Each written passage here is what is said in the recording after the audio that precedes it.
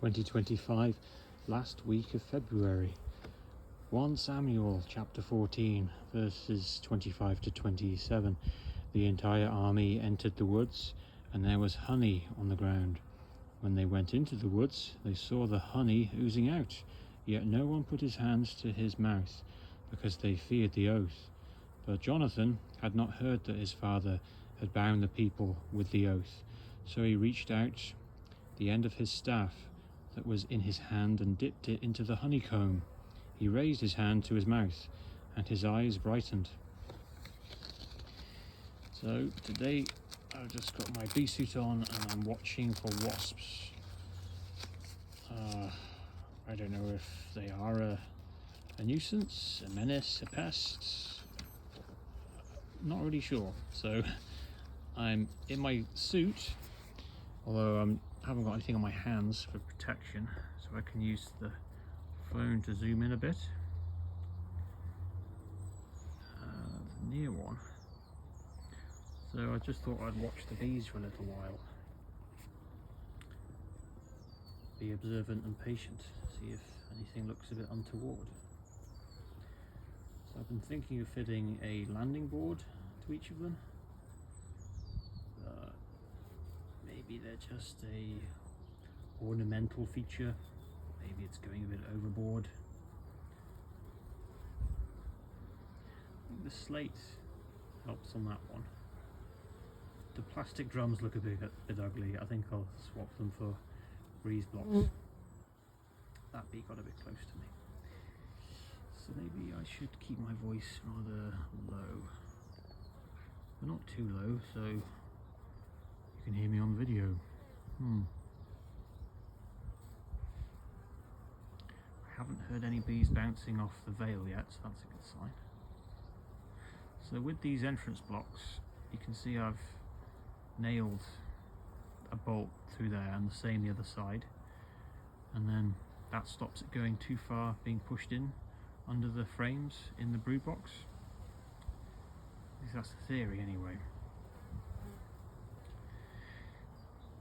One issue I have is that's the floor, and I've got a brood box, a super, and then an empty super. Not sure how to get the queen out of the super just yet. Got the same problem in the other one. Trying to identify her when I open up the hives, or smoke her down, or catch her in a butler cage or a hatchbox. There's always a danger of killing her. Yeah, they seem quite small and fragile things. Yeah. So no, I haven't noticed any wasps yet. I can see they're carrying in pollen by the looks of it, some of the bees, so I'm pleased to see that. There's a lot more coming and going through that one than this one. Right on cue they come out. That's a good incentive to keep busy.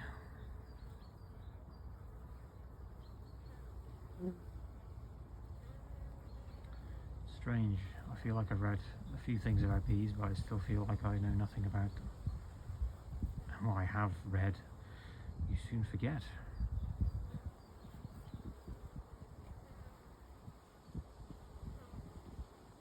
Other thing I could do is paint the brood boxes and supers. I think I won't bother painting the floors or the roofs. I might get it on a bit of metal on the tin roof. This shed is not so good. It doesn't have a roof. It's completely collapsed. I don't think the bees mind though.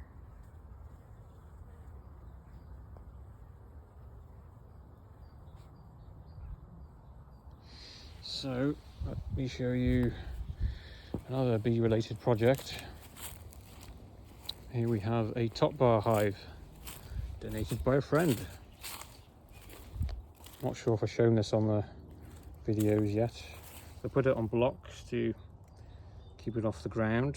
I've even varnished the legs. I didn't build it, as I said earlier, it was gifted, which was overwhelmingly generous. Inside though, it's a bit of a different system from those other ones. So yeah, it needs a lot of work doing. I have cleaned it out, sterilized it with a blowtorch, but it's got these ends like dummy boards. But as for the frames, yeah, that's going to take some work. It's a bit heavy to do with one hand. Here I was thinking of maybe putting some more of them, but as you can see there's a wall and it's shaded, so I might put it to face that way instead. Yeah, might as well make a use of this old gate. Thought I'd do a similar thing, perhaps some plastic poly nuke boxes. Yeah, anywho, so and these rubber mats are recycled from a local stable yard that they were throwing out, and I think it makes maintenance in the summer and spring months a lot easier with cutting down the weeds and the grass, which you don't really want to do anyway when you're very close to the bees. So that's why we decided to go with this sort of system. Yeah, a bit different, but anyway, thank you for watching. Have a great day. Bye bye.